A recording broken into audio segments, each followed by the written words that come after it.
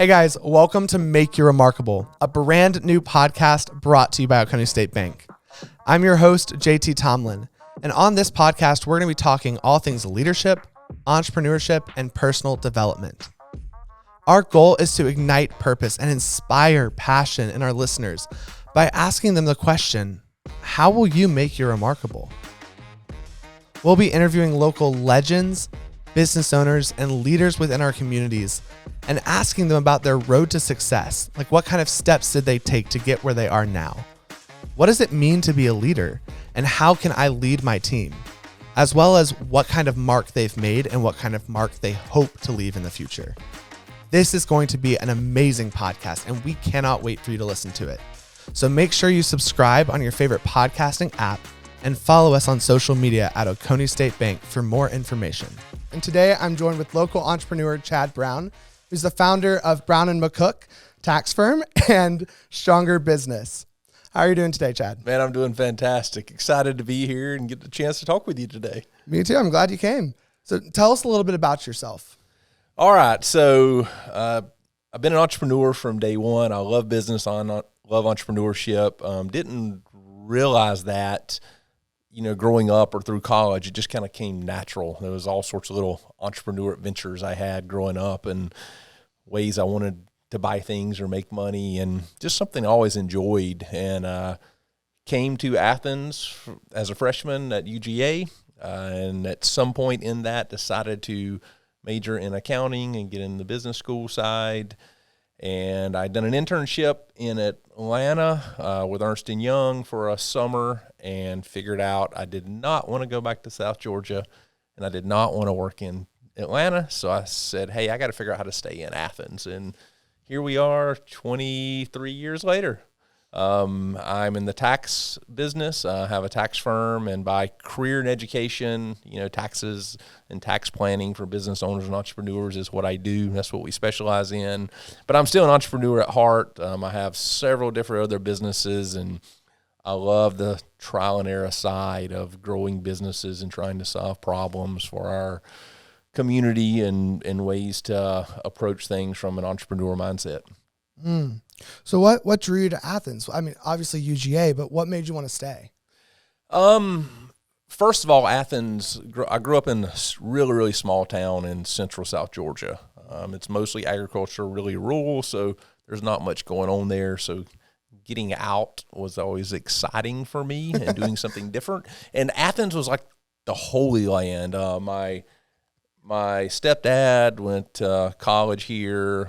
My grandparents went to college here. It was like always a big deal to get to go to a game once or twice a year. And so Athens was like worshiped in my household and for a lot of people where I grew up. And so coming here was somewhat of a no-brainer. I never looked at anywhere else, didn't look at any other colleges or options. And so that brought me here. And then once I got to Athens, kind of back to South Georgia growing up, it's pretty much kind of a dry county where I live.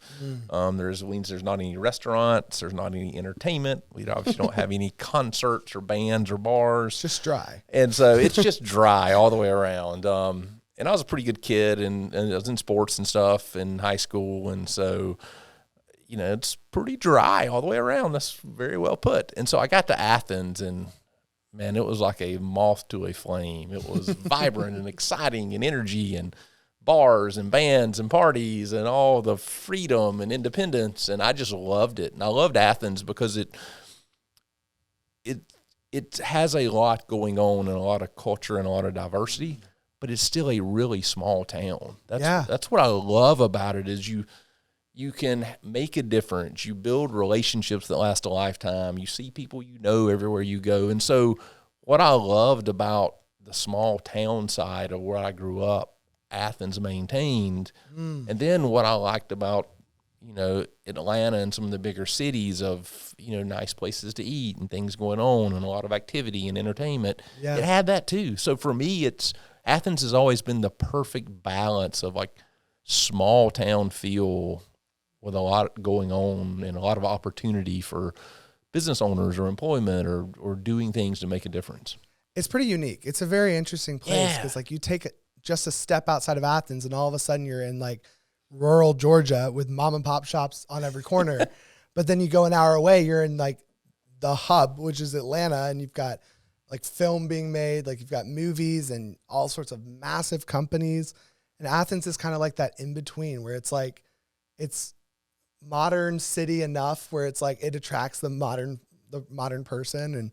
But it's like small town enough that it really encourages mom and pop shops to aspire to work there because it has all the customers that's going to help them succeed. Yeah, it does. And I feel like it's not so intimidating or overwhelming, to start a business or to do something because you know everybody. Or as you take a much bigger city, I mean, it's just really hard if you're in Gwinnett or Atlanta or somewhere like that trying to start a business. Those relationships, I feel like it's a lot harder to establish and to do some of the things we're able to do in Athens. And I love the size of Athens. I love the diversity. I love how there's a constant flow of population and energy through the university, and how, honestly, I mean, I know the students, there's some pros and cons there, but a lot of the things we have, a city the size of Athens wouldn't have if it weren't for such a large student population and the money and things that come along with it. So I think it really enhances having a small town feel with a lot of cool stuff that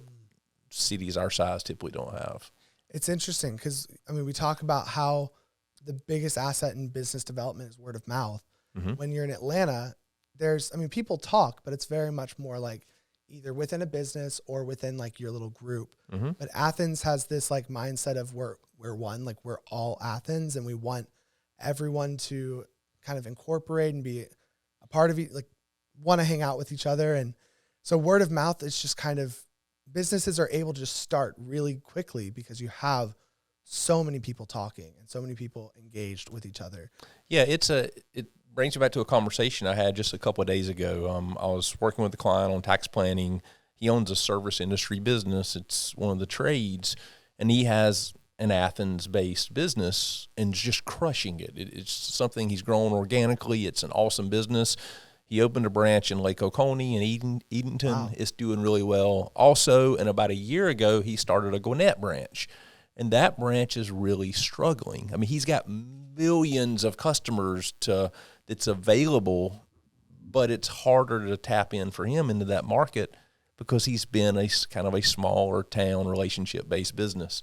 And so that, I think that kind of describes how lucky we are in Athens and some of these smaller markets on the relationship side. Yeah, there's so much more opportunity. Mm-hmm. So kind of talking a little bit about Athens and the business and like the business field, what is it like being an entrepreneur in Athens, and what kind of drew you to that?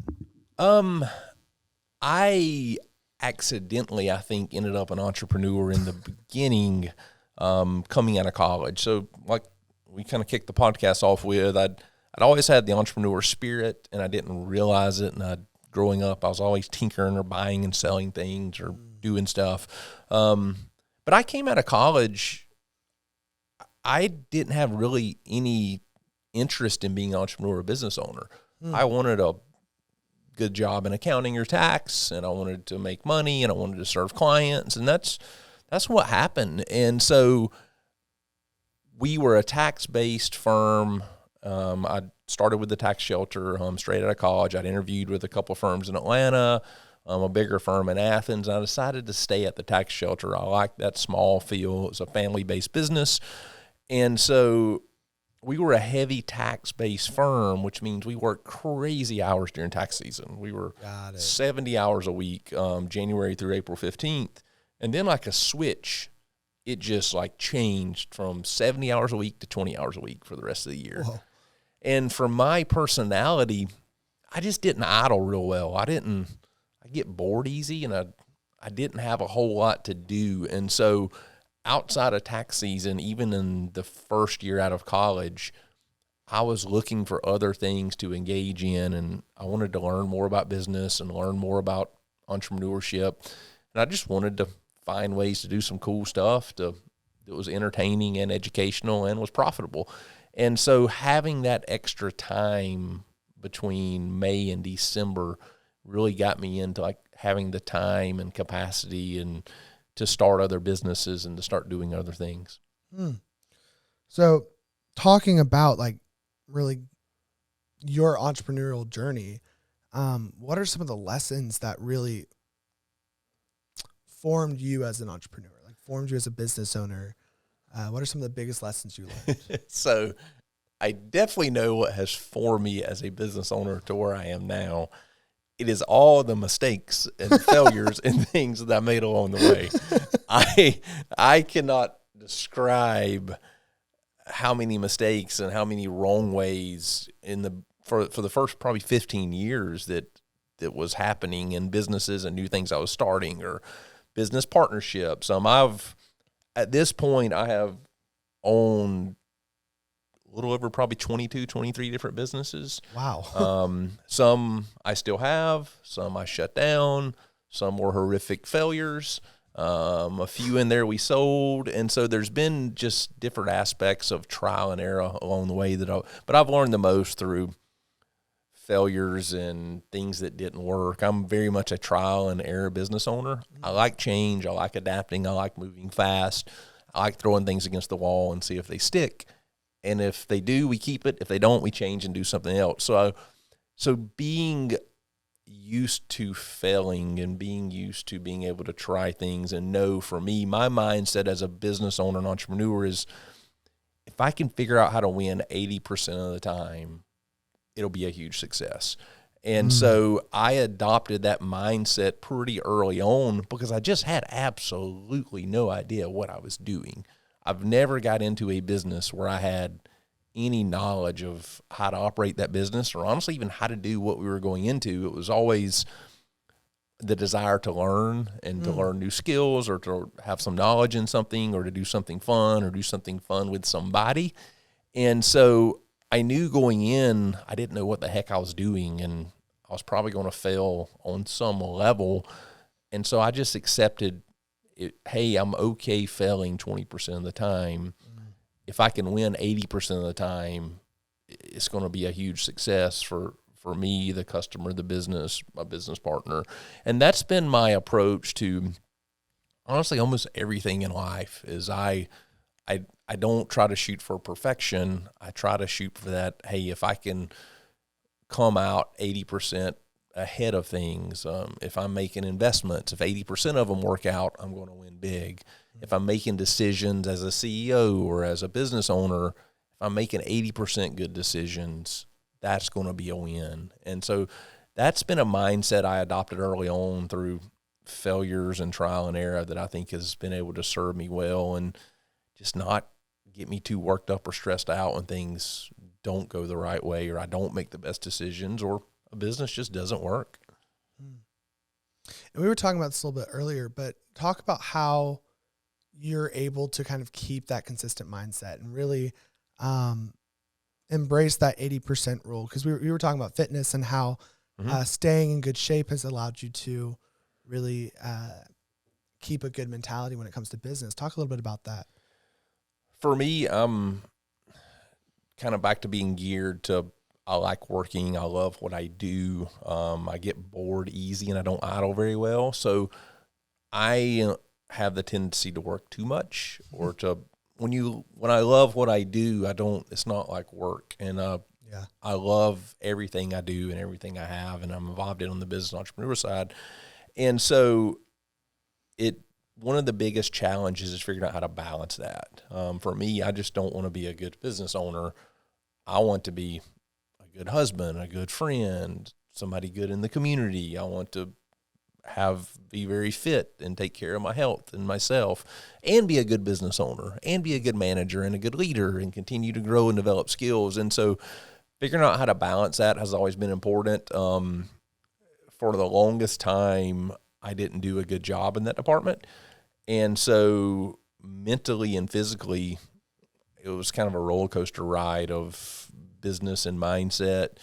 And then it's been recent, probably the last 5 to 7 years, I have learned the importance of mindset, emotionally taking care of myself, taking breaks when I need it, and then physically taking care of myself. I went to a conference about 5 years ago, And one of the things they said, like, really stuck with me is how, as a business owner, I'm the biggest asset to the business. When we have assets inside of our business, when we have cars or we have equipment or we have machines, we spend time and money taking care of those things. We change the oil, we wash it, anything, something's wrong, we repair it. It's the same way as a business owner. We've got to take care of ourselves. We got to plug in the time, money, effort, maintenance. And part of that is, for me, has been the fitness side and the exercise side of things. That has changed my life in business more than anything else. What I've learned through taking care of myself and discipline and commitment on the fitness side and the health side has made me so much better of a business owner. It's mentally made me make so many better decisions as a leader and as a CEO, and then just gives me the energy and the balance I need in my life. Like, that's a great tip for anyone who's trying to kind of get into the industry or start talking about starting a business, is just understanding that one of your biggest assets is yourself, and understanding, hey, if you don't treat yourself well, if you don't work out, if you don't eat healthy, or if you don't get sleep, you're not going to function well. And it's going to be really hard to start a company, run a company, or do anything. Yeah, I think we all know it's so freaking hard to be a business owner and entrepreneur. It takes so much. There is no turning it off. 24 hours a day, 7 days a week, you're thinking about it.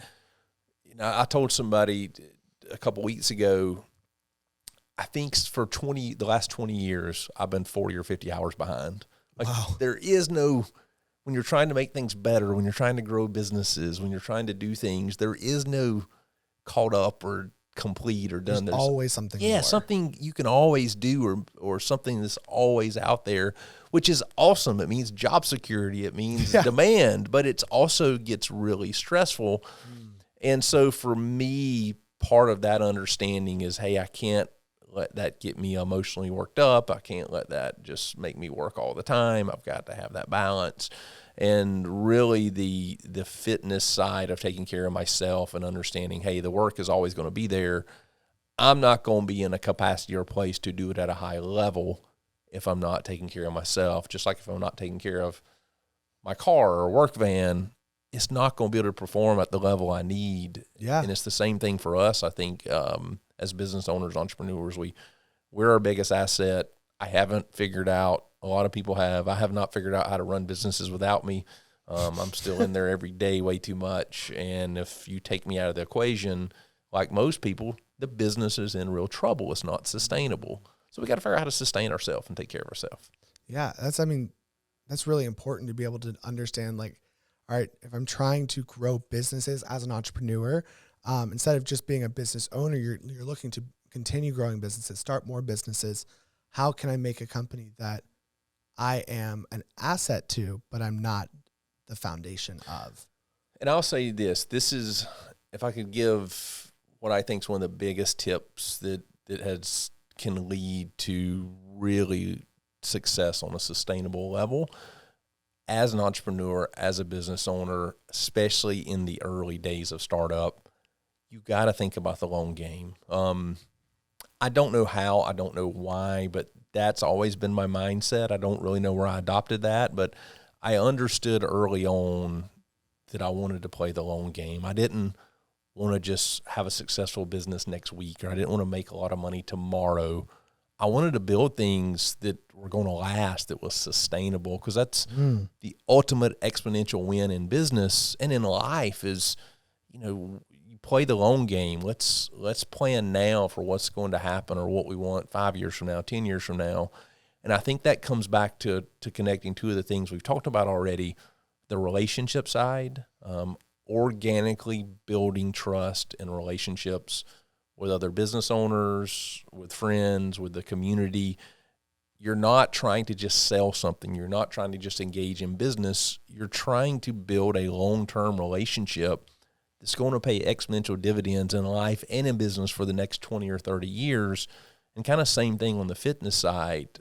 I need to be thinking about, if I don't take care of myself now, what's that going to look like in 5 years? If I'm just white knuckling grinding for the next 2 years, where am I going to be sustainability wise in 3 years? And for me as an entrepreneur, I think a lot of the success and what I've been able to do and build is around always trying to play the long game and always trying to plan for the future, not getting wrapped up in something today or this week or next week.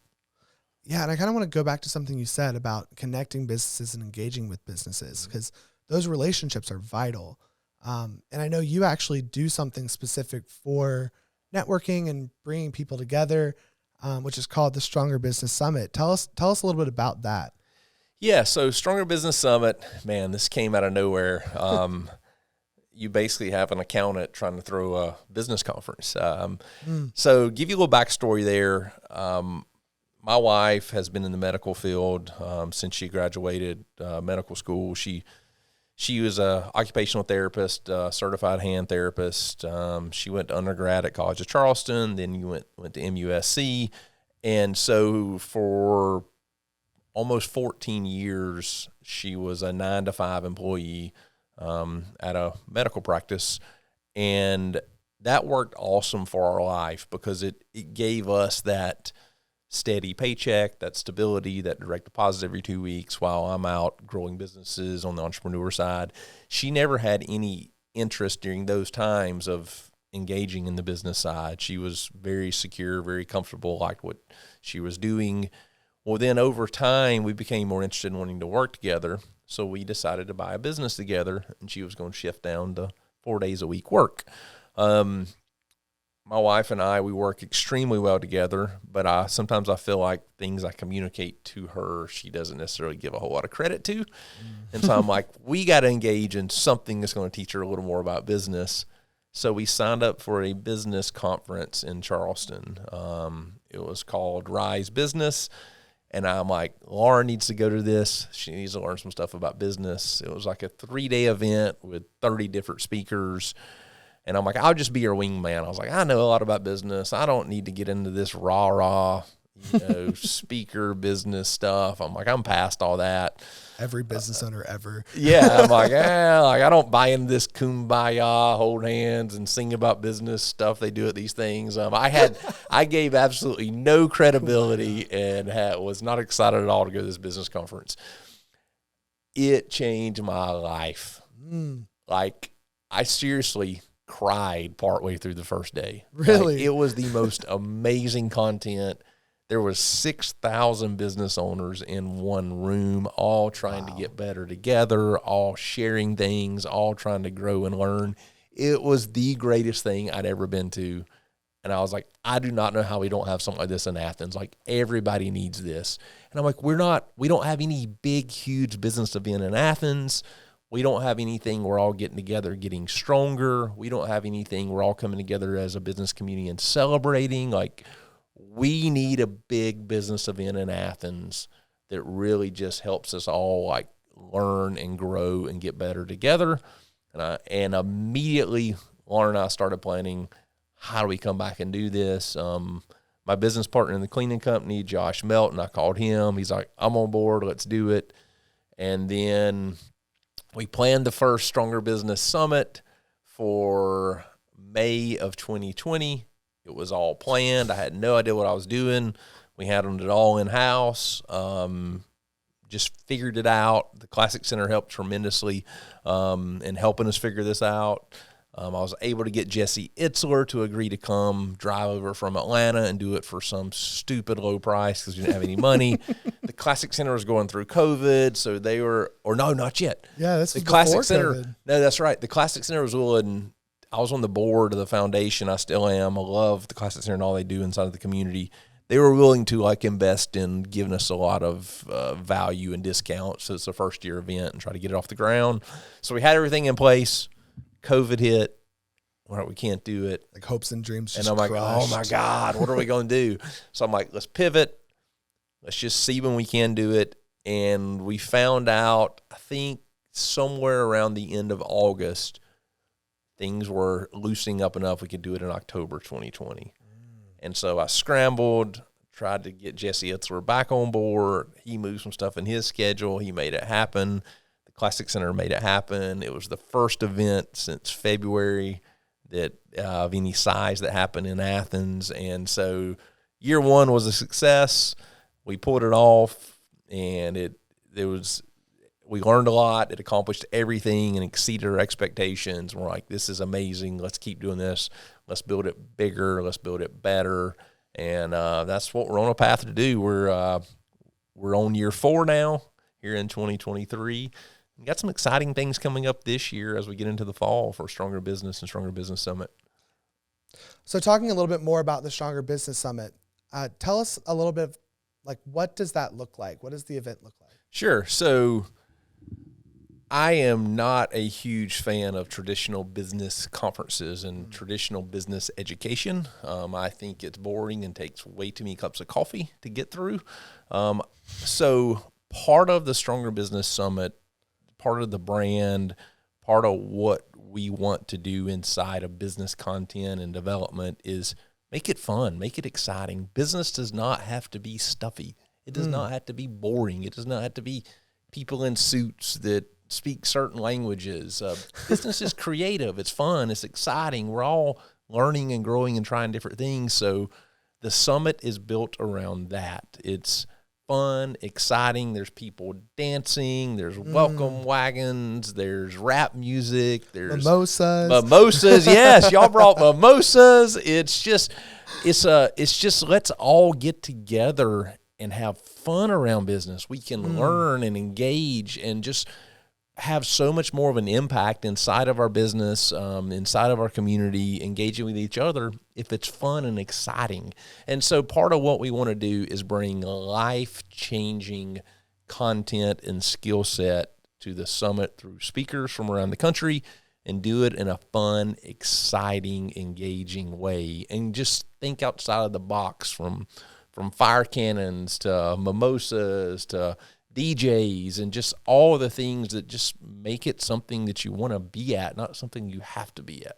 Yeah, I feel like there's this really common belief that business is just like a business email. It's all circle back and per my last email, like it's not really this relationship. It's not fun. Yeah. I think that's such a great way to put it. It's like business doesn't have to be that way. And honestly, most people get into business because they enjoy what they do. And then over time it fades. Like it starts to get to the point where you're like, oh, now I don't like this because I'm doing it so often, but you can easily bring that back. And I think the biggest way to really do that is relationships, like having those relationships with people within your same industry or different industries that you're growing with and that you're also learning from, but then also just doing what you love doing with other people. Really, I mean, no one likes to do things alone. And I think there's a really common misunderstanding that like, okay, all of these people are my competition, so then I can't be friends with them.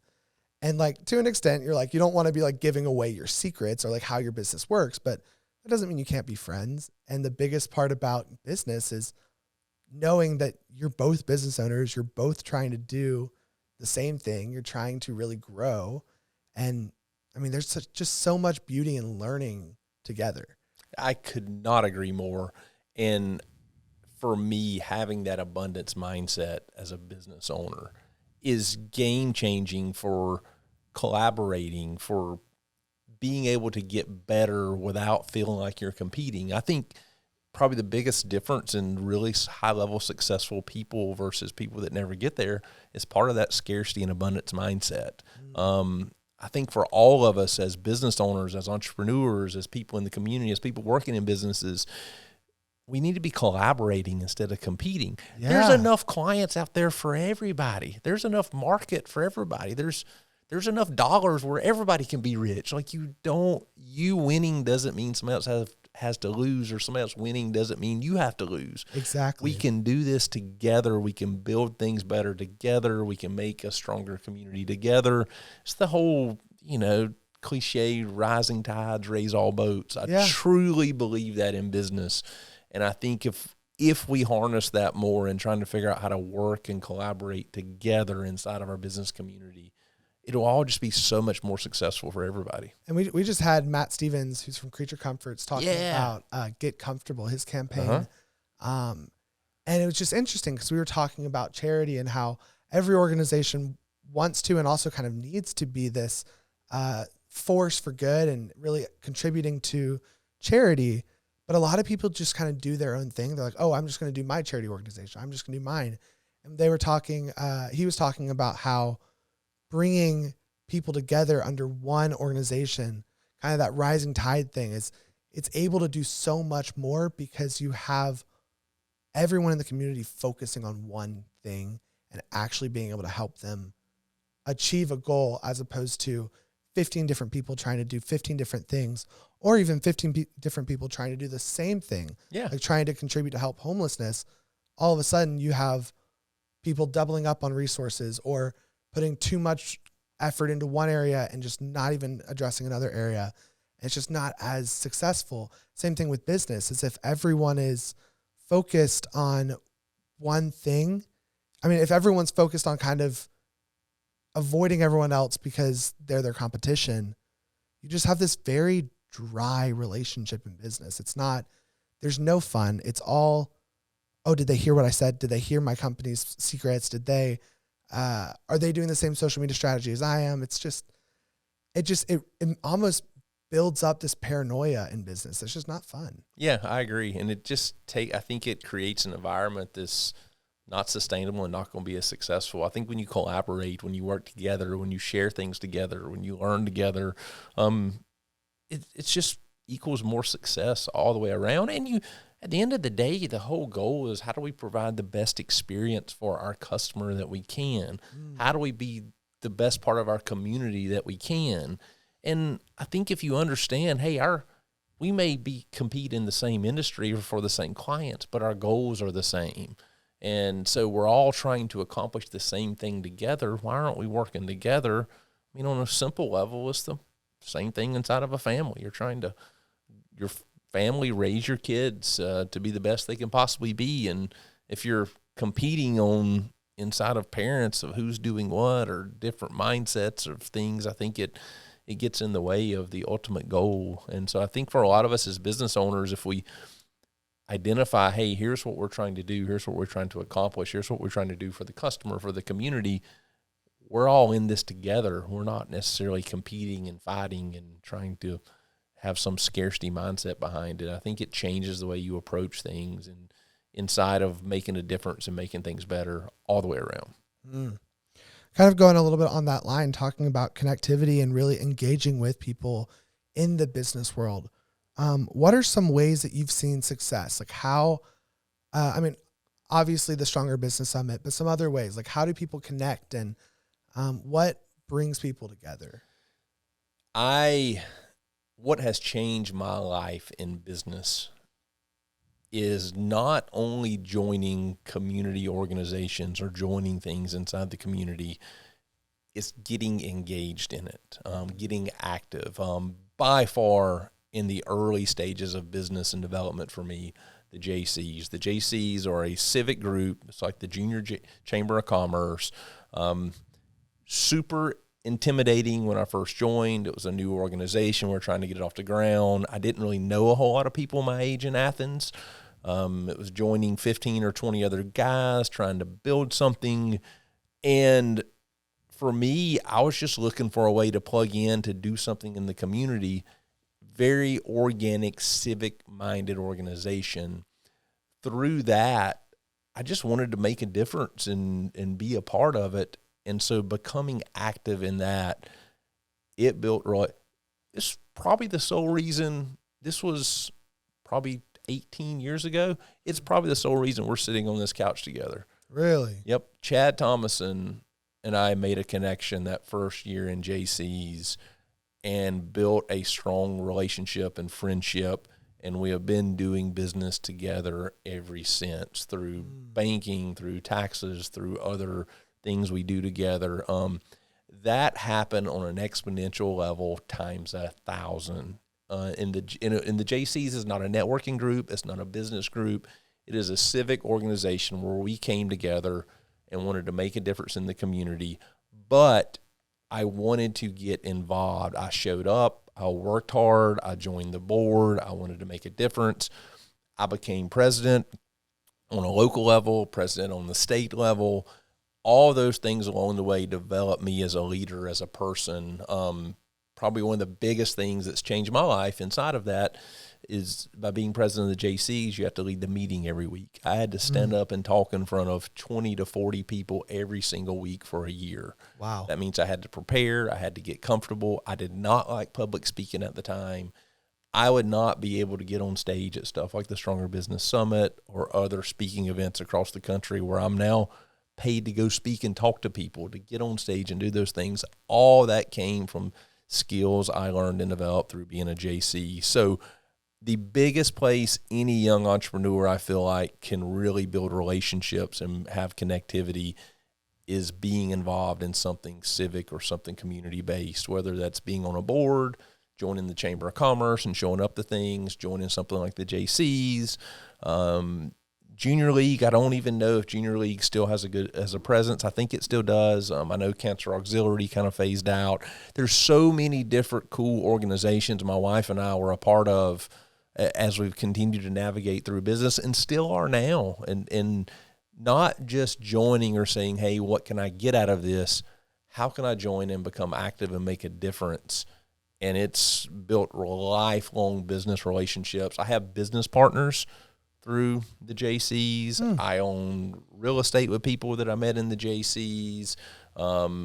It has spread 10,000 times, and it's been that way in every single thing I joined or got involved in to serve. And so I think if you do that, not from a business standpoint, you do it from a place in your heart where you want to serve and make things better, it will change your business life. And it builds trust. It builds organic relationships, and you're playing that long game behind being a part of a community.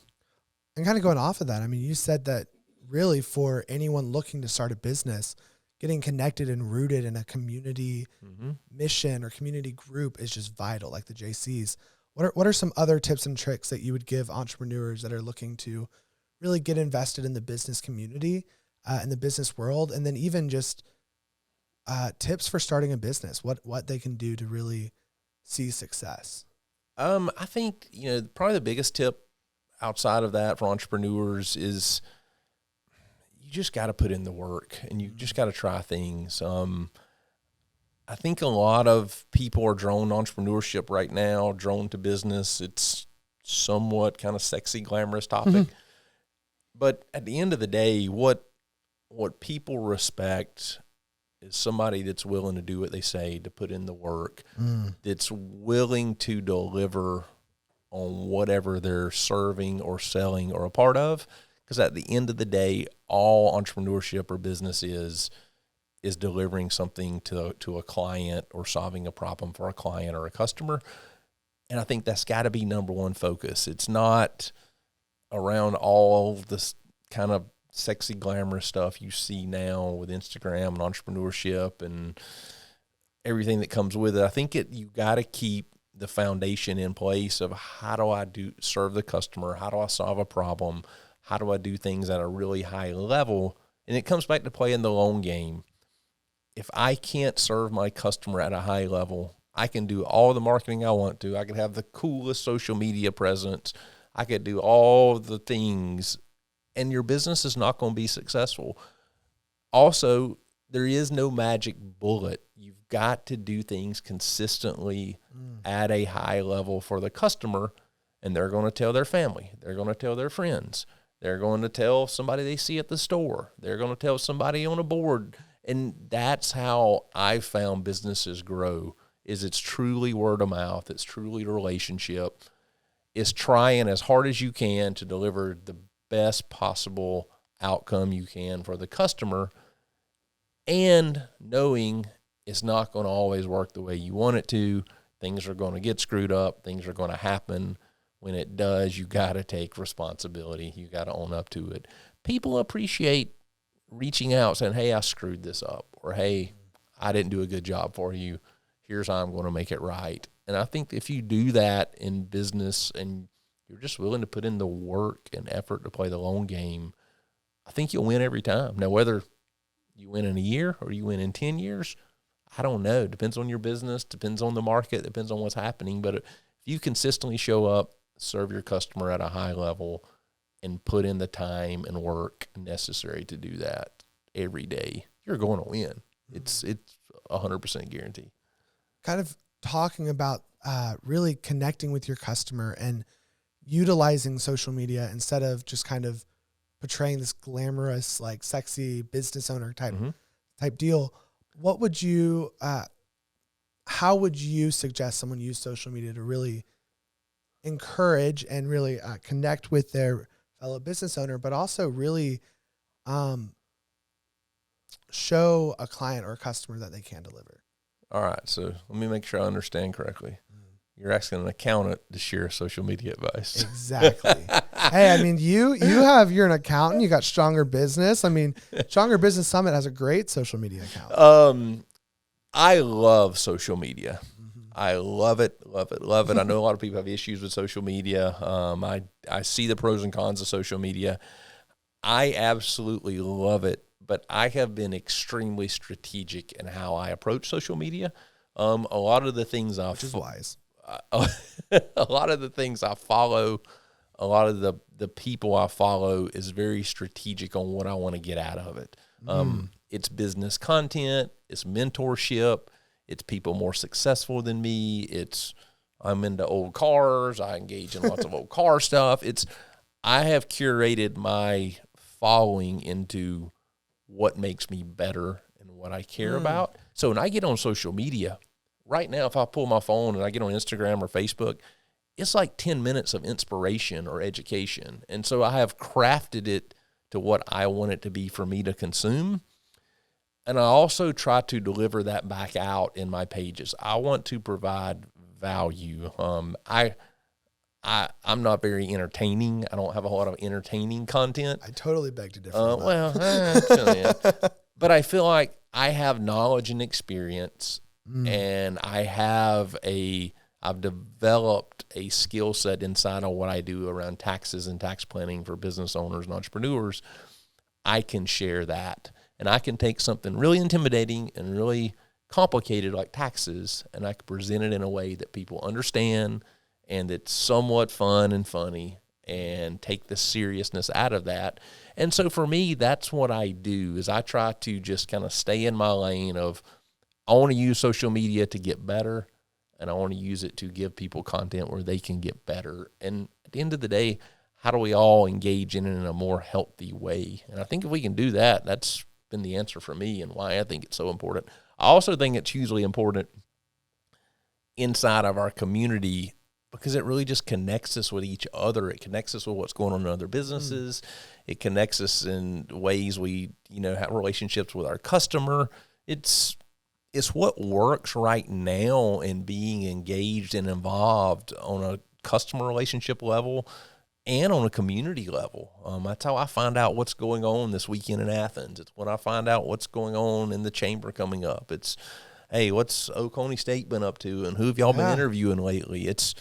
I can comment with you on there. I can comment with people way out of my league on entrepreneurship that own businesses in New York City. So I think it's ways you can engage now too that's really cool and kind of reduces some of those areas of barriers and privacy and things you just couldn't get around. Yeah. I mean, it really is a place where you can either get really negative feedback or you can really utilize it to grow and learn and understand. And that's kind of what we're trying to do here with this podcast. And you hinted towards what I kind of want to talk about next, which is, I mean, you do taxes and we're banking. Like, why do we have a social media presence, and why do we have a podcast? Because you also have a podcast called the Stronger Business Podcast. But really, just thinking about that, like, kind of give me. I mean, I know the answer, but I want to hear more about kind of what can you do with a podcast, and also I'm assuming, and actually I know this, but your podcast isn't just like, here's a tax tip. It's like, it's really providing value. So talk a little bit about that. Yeah. So I love podcasts. I fell in love with podcasts, in the early days of starting businesses. For me, we didn't have Google. We didn't have podcasts. We didn't have anything. And so we were just figuring it out. So when podcasts came along, I was like, oh my God, this is amazing. I can listen to other business owners. I can listen to people that's been through other struggles. I can listen to people in different areas and how they overcame obstacles. Like, it's just super cool, entertaining, educational content that I can also do it while I'm exercising or while I'm driving. Like, this is the greatest thing ever. And so for me, you know, you're right. It's like, oh my God, a bank's got a podcast? That sounds terribly boring. Or an accountant's got a podcast? It's going to put me to sleep.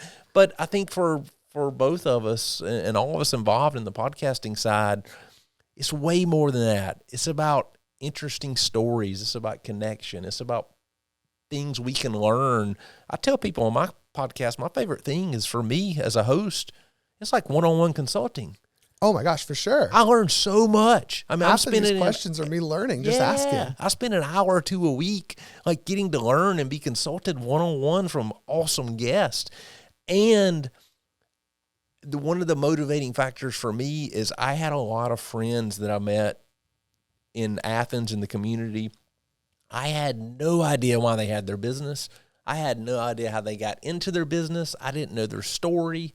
So I'm like, man, I think we're at a place and an experience level we can share things to help that young entrepreneur trying to grow and build a business. And I'm just interested, like, how did my buddy get in the sign business? Like, that's just the most random thing ever, and I have no earthly idea how he's in that business. So I want to ask some questions, and I want to sit down and do it in a format where we can share it. And so I think that's the same thing y'all are doing here. You want to, there's true curiosity of wanting to know more about your customer and who you're working with and who's in the community doing awesome things in business. I think there's the development side of wanting to learn more. Yeah. And then be able to share that back and provide some value to everybody. And y'all, I assume y'all are the same as me. Like, the podcast costs money. It doesn't make money. Exactly. But it's so worth it. And it's been so valuable. And it's being able to connect and share. And I don't know. I love everything about it. Well, we like to say with ours, it's making a mark one podcast at a time. I mean, I love it. It's very cringy, but it's real. I mean, yes. Like you said, it does cost money. It is expensive to run, but it's providing value towards our community and towards the people who are coming in each day banking. And to bring this full circle, that is playing the long game. Yeah. You are spending money on a podcast. You're showing up. I know for me, it's every week to record a podcast, to edit a podcast, to have some sort of team around being able to do that, the money and effort and energy and time behind it. But I'm probably 140-ish episodes in to the Stronger Business podcast. It's adapted and changed a little bit along the way, but no exaggeration, it has led to over $1 million in value through relationships. Wow. Like, I can tie it. I've never made $1 selling anything on it. I've never done any sort of like ads. I've never done anything like that.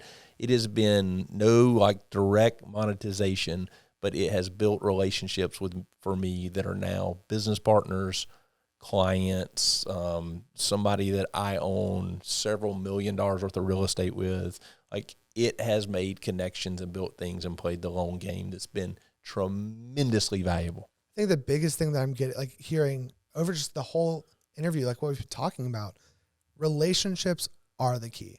If you don't have relationships, if you're not connected in your community, your business will fail. Not only, okay, yes, 100%, 100, but I don't know how else to put this other than you've got to show up for those relationships.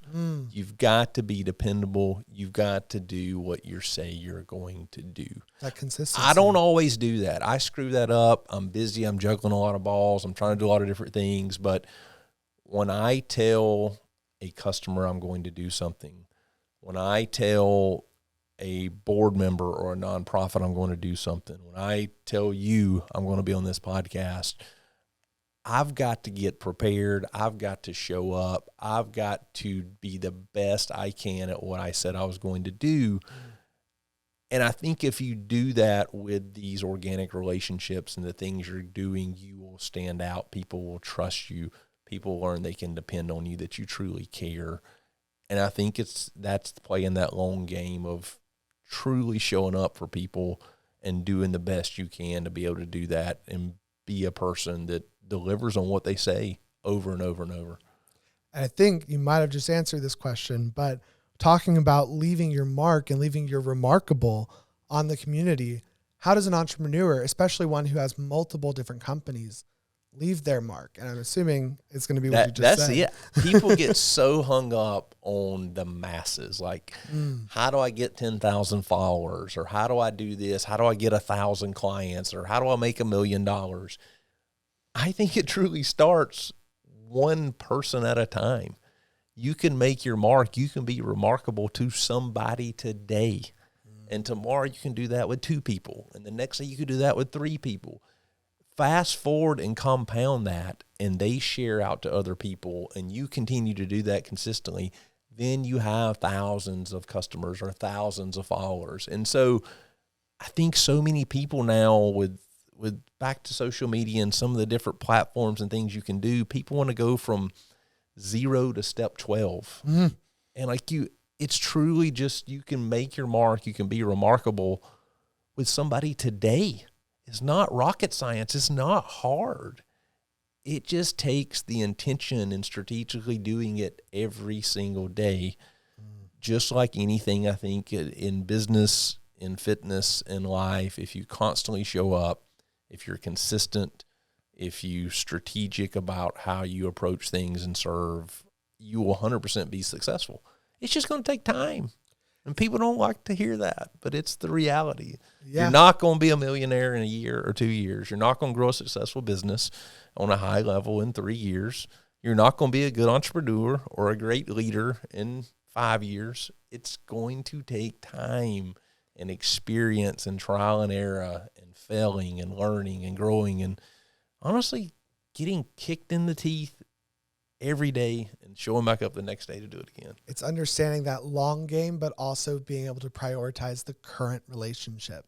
Like everything happens one person at a time. So if you sit there and you're like, all right now I'm just sitting with you and this podcast is what's going on right now.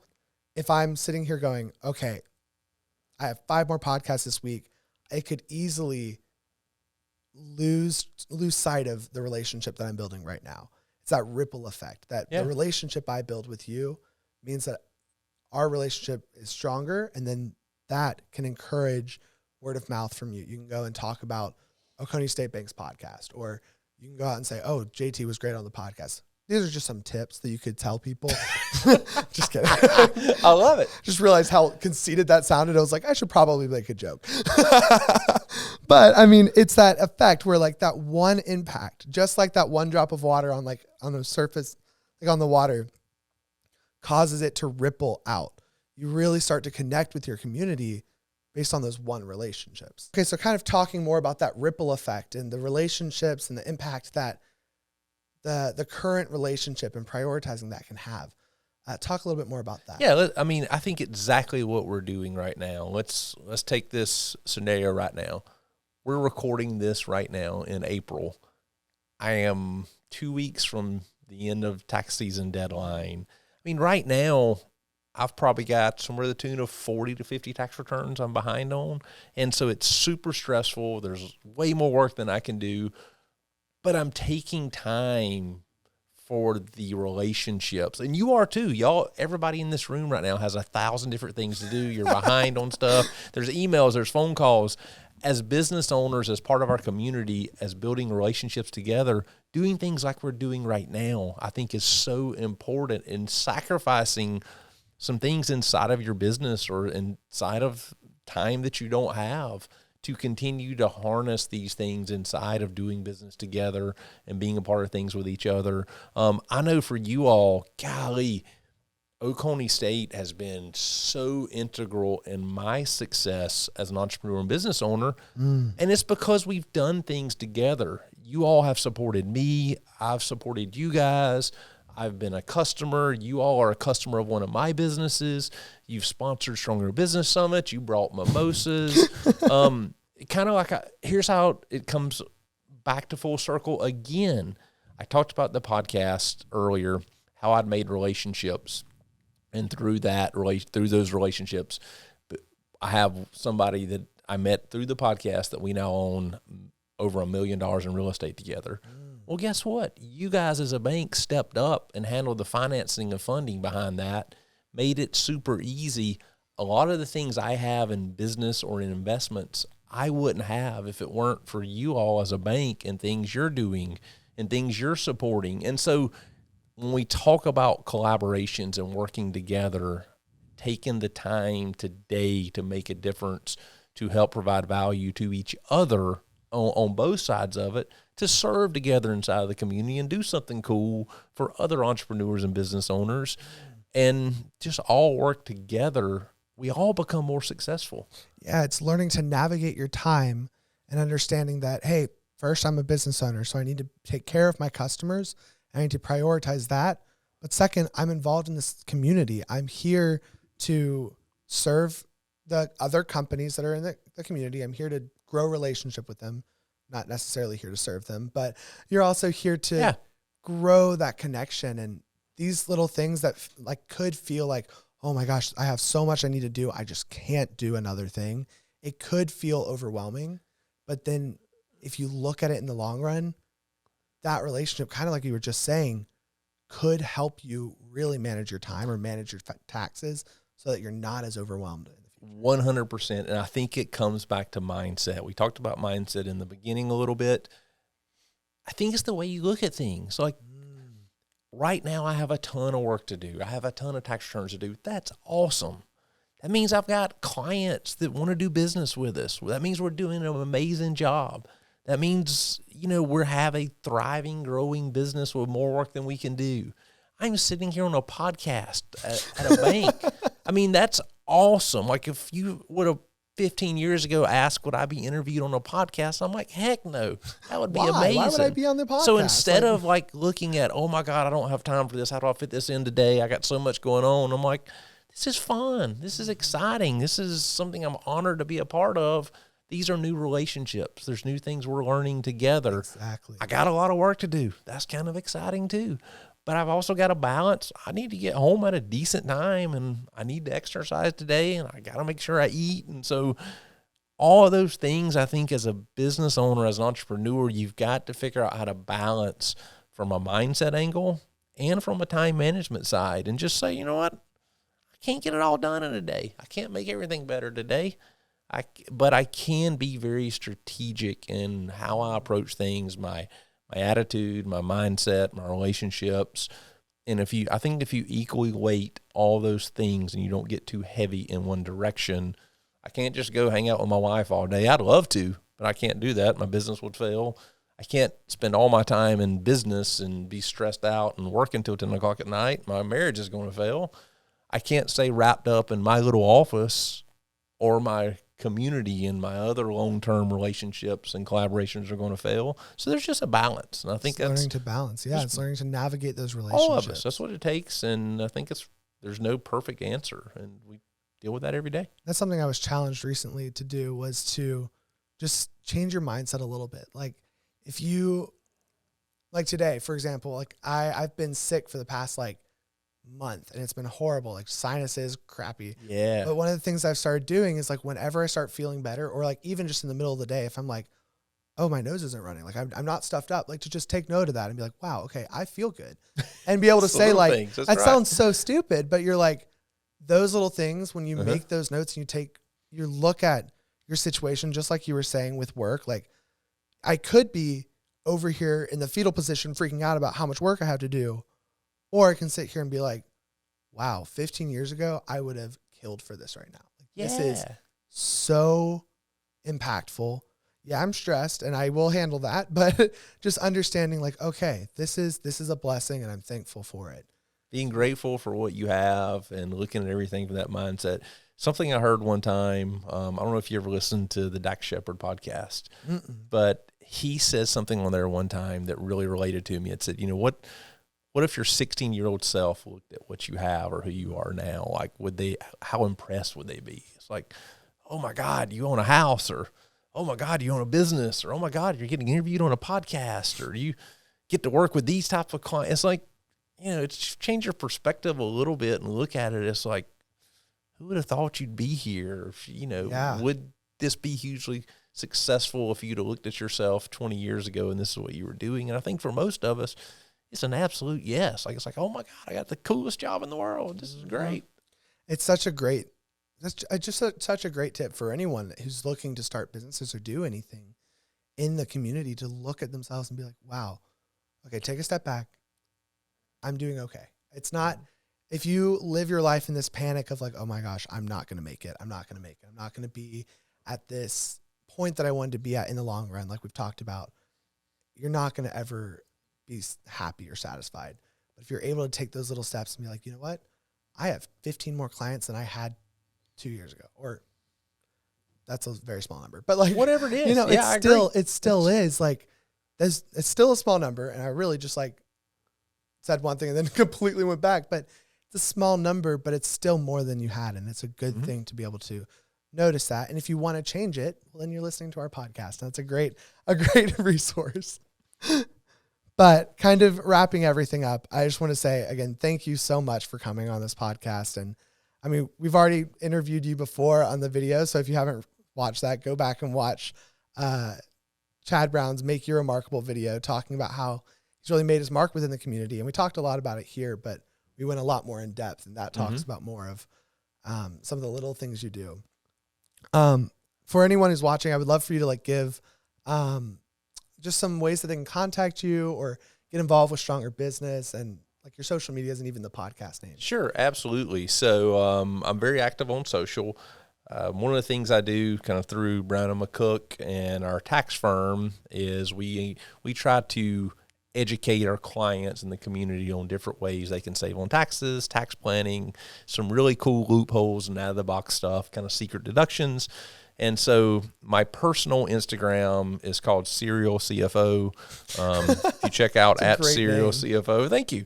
I do Tax Tip Tuesdays. So every Tuesday I release some pretty cool tax tips and videos. On our Brown & McCook page, it's just Brown & McCook on Instagram. You can follow it, or you can go to brownandmccook.com. We got tons of resources to help business owners and entrepreneurs take the stress out of their taxes, to save thousands on their taxes, and just kind of eliminate that stress and surprise around taxes and tax planning and what's so intimidating with the IRS. And then on the Stronger Business side, it's at Stronger Business on Instagram, it's strongerbusiness.com. We have a weekly podcast. We're doing some different events. We do some small stuff, some big stuff. The summit's coming up. You can follow along on Instagram and learn about how you can come join us. I can guarantee it'll be a lot of fun. It'll be something different than you've ever been to before. And yeah, so just check out Serial CFO, Brown McCook, or Stronger Business, and follow along. We try to have some fun and be able to share some really cool stuff with you all. Yeah, and if you haven't heard about the Stronger Business Summit, make sure you check it out, because it really is a fun event. Last time, like we've talked about a little bit, we had mimosas and what was the guy's name? Savannah Bananas? Jesse Cole. Coleman. Jesse Cole. Or is it Cole? Jesse Cole, yep. We had Jesse he wears Cole, all yellow, yeah. It was just a blast. I mean, it's a really fun event to be at. So make sure you're checking that out. Again, thank you so much, guys, for joining us. And we'll be back with a new episode next week.